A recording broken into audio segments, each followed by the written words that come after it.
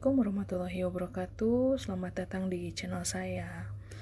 Kali ini saya akan membagikan bagaimana cara menyusun LK 3.1 mengenai cerita praktik baik atau best practice. Di sini saya akan memaparkan best practice hasil pekerjaan saya. Ini bukan sebagai acuan ya teman-teman, tapi ini hanya sebagai mungkin contoh saja begitu ya teman-teman. Baik, saya akan paparkan dari judulnya terlebih dahulu.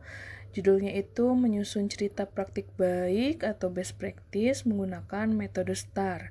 STAR di sini berarti situasi, tantangan, aksi, refleksi, hasil, dan dampak terkait pengalaman mengatasi permasalahan siswa dalam pembelajaran. Untuk bagian lokasi, di sini saya tuliskan lokasi tempat saya mengajar, yaitu di Padalarang, Kabupaten Bandung Barat. Sedangkan lingkup pendidikannya yaitu tempat saya mengajar, yaitu di SMA Negeri 1 Padalarang, kelas 11 MIPA 7, tahun ajaran 2022-2023. Tujuan yang ingin dicapainya di sini saya tuliskan tujuan dari RPP, yaitu untuk meningkatkan efektivitas pembelajaran pada materi menganalisis unsur-unsur pembangun cerita pendek dalam buku kumpulan cerita pendek dengan menggunakan model pembelajaran problem-based learning. Untuk penulisnya saya tuliskan dengan nama saya, kemudian tanggalnya ini tanggal pembuatan atau penyusunan praktik baik ini, yaitu 19 Januari 2023. Selanjutnya untuk situasi, di sini dijelaskan kondisi yang menjadi latar belakang masalah, mengapa praktik ini penting untuk dibagikan, apa yang menjadi peran dan tanggung jawab Anda dalam praktik ini.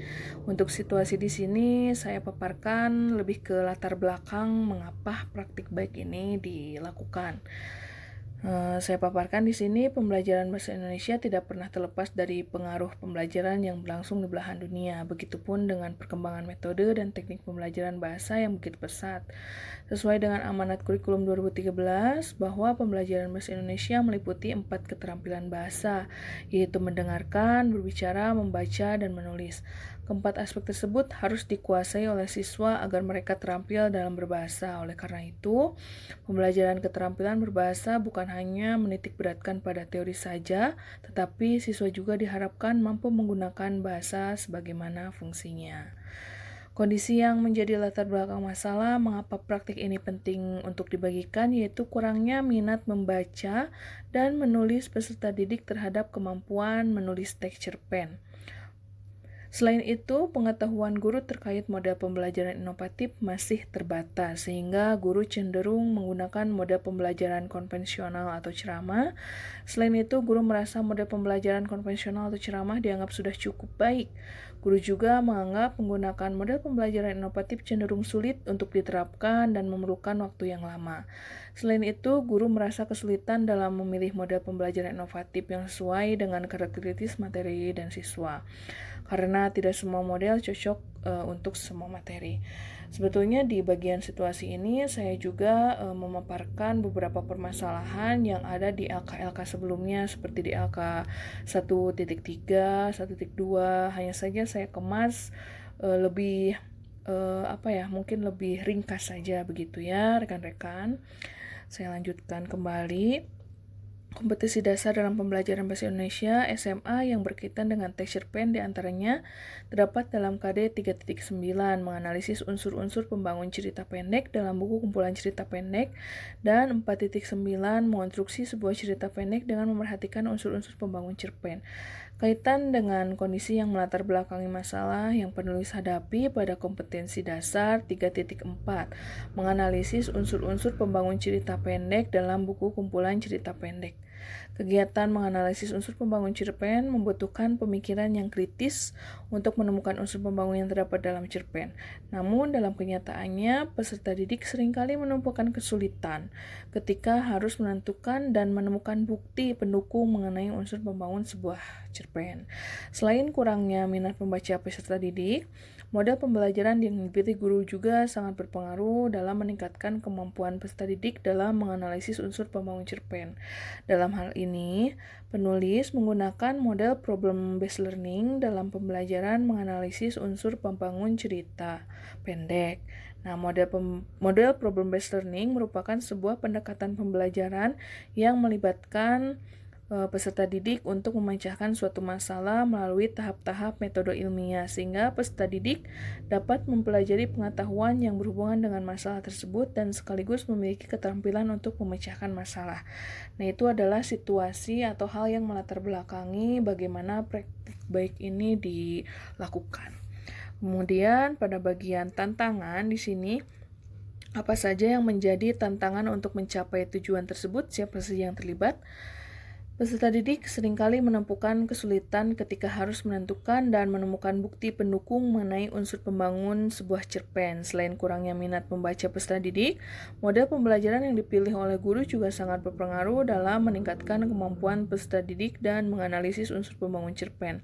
Hal tersebut menjadi tantangan dalam pencapaian tujuan yang penulis harapkan. Selain itu, tantangan penulis dalam penggunaan model pembelajaran inovatif PBL ini yaitu berkaitan dengan penyusunan perangkat pembelajaran, diantaranya dalam penyusunan LKPD yang harus sesuai dengan IPK dan dikemas dengan menarik dan membuat media pembelajaran interaktif, di mana untuk membuat kedua media tersebut tentu tidaklah mudah dan memerlukan waktu yang lama.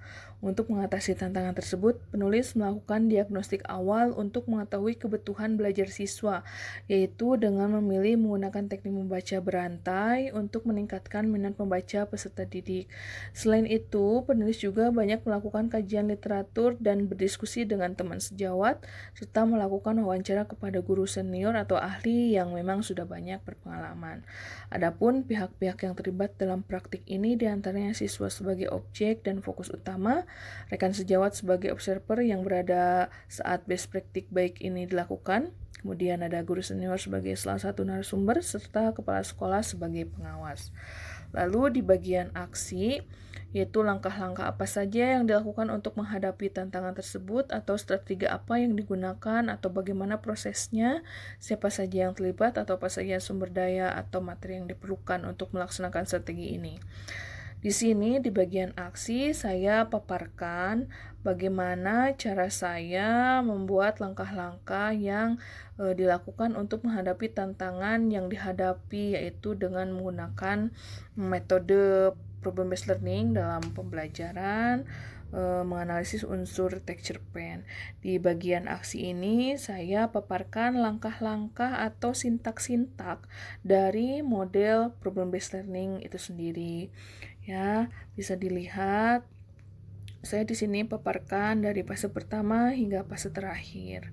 Nah, adapun pihak yang terlibat dalam sumber daya atau materi yang digunakan penulis dalam melaksanakan strategi ini diantaranya penulis sebagai guru yang melaksanakan pembelajaran di kelas, siswa sebagai objek atau fokus utama, guru senior sebagai narasumber, rekan sejawat sebagai observer selama pelaksanaan pembelajaran, dosen dan guru pamong yang ikut serta menyaksikan secara daring melalui aplikasi Zoom Meeting, serta tim yang membantu dalam proses perekaman.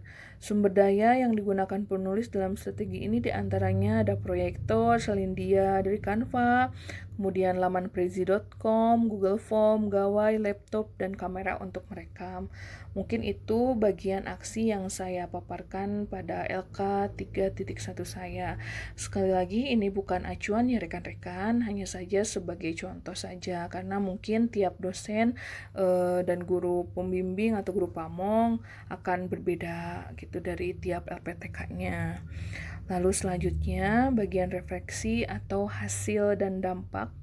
Di sini, bagaimana dampak dari aksi dari langkah-langkah yang dilakukan, apakah hasilnya efektif atau tidak efektif. Lalu mengapa, bagaimana respon orang lain terkait dengan strategi yang dilakukan, apa yang menjadi faktor keberhasilan atau ketidakberhasilan dari strategi yang dilakukan, apa pelajaran dari keseluruhan proses tersebut. Di sini saya paparkan secara detail dari hasil refleksi pembelajaran yang dilakukan, peserta didik dapat disimpulkan kemampuan peserta didik dalam menganalisis unsur pembangun cerpen dengan menggunakan model PBL lebih baik dan efektif daripada kemampuan peserta didik menganalisis unsur pembangun cerpen yang pembelajarannya menggunakan metode konvensional atau ceramah. Penggunaan PBL juga memberikan dampak positif baik bagi guru ataupun peserta didik. Tapi di sini untuk pembuktiannya saya lampirkan juga hasil dari pengerjaan LKPD peserta didik. Ini adalah lembar jawaban siswa berupa lembar jawaban kelompok. Di sini juga saya paparkan lembar jawaban siswa pada laman prezi.com.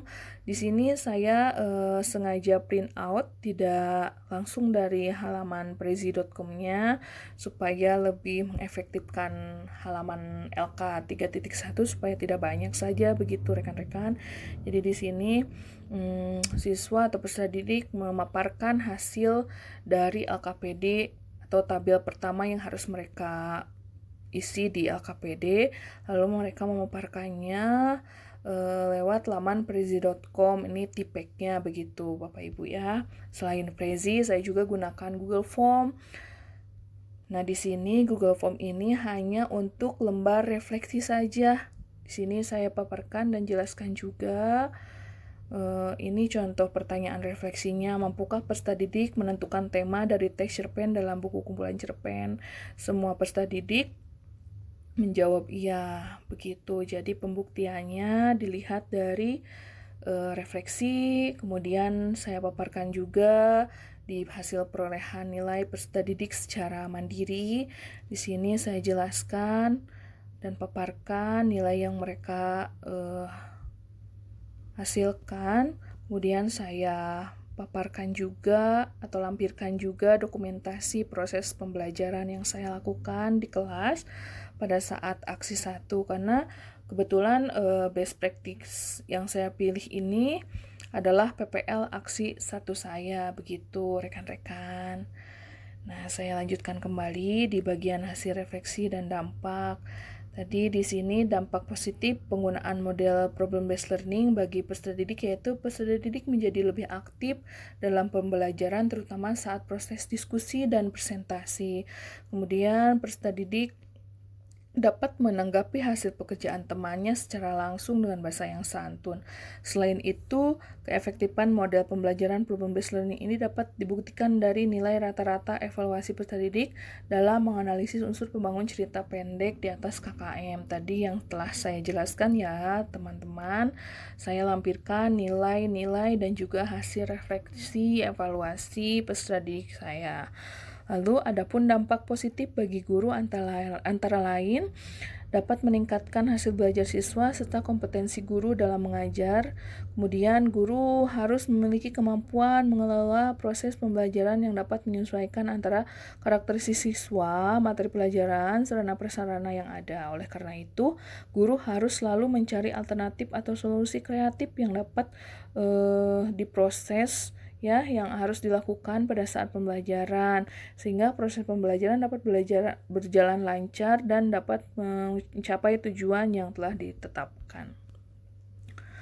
Di sini saya paparkan juga berdasarkan hasil praktik baik yang penulis telah lakukan, maka dapat disimpulkan bahwa setelah peserta didik membaca teks cerpen secara berantai melalui pendekatan saintifik berbasis TPEC dengan menggunakan model pembelajaran problem-based learning, efektif untuk membuat pembelajaran lebih menarik dan mampu meningkatkan hasil belajar peserta didik dan juga minat belajar peserta didik. Dilihat dari hasil refleksinya yang tadi sudah saya paparkan juga, dilihat dari hasil refleksi pembelajaran yang dilakukan siswa melalui isian Google Form, 100% siswa senang dengan pembelajaran model problem-based learning dan strategi membaca berantai serta kegiatan tersebut dapat meningkatkan kemampuan siswa sesuai tujuan pembelajaran. Tentunya penggunaan model problem-based learning ini harus terus dilakukan secara konsisten. Melihat beberapa uraian di atas dapat disimpulkan bahwa proses pembelajaran inovatif dapat tercipta jika model dan strategi pembelajaran yang ditentukan tepat dan sesuai dengan kebutuhan siswa. Mungkin begitu saja rekan-rekan hasil paparan dari LK 3.1 yang saya susun atau kerjakan. Sekali lagi, ini bukan merupakan sebuah acuan karena pastinya dosen dan guru pamong akan saling berbeda pendapat gitu tiap LPTK-nya. Begitu Bapak Ibu, rekan-rekan, guru yang sedang melaksanakan PPG. Semoga apa yang saya unggah ini menjadi bermanfaat bagi rekan-rekan semuanya. Terima kasih. Wabillahi taufiq wal hidayah. Wassalamualaikum warahmatullahi wabarakatuh. Jangan lupa like dan subscribe.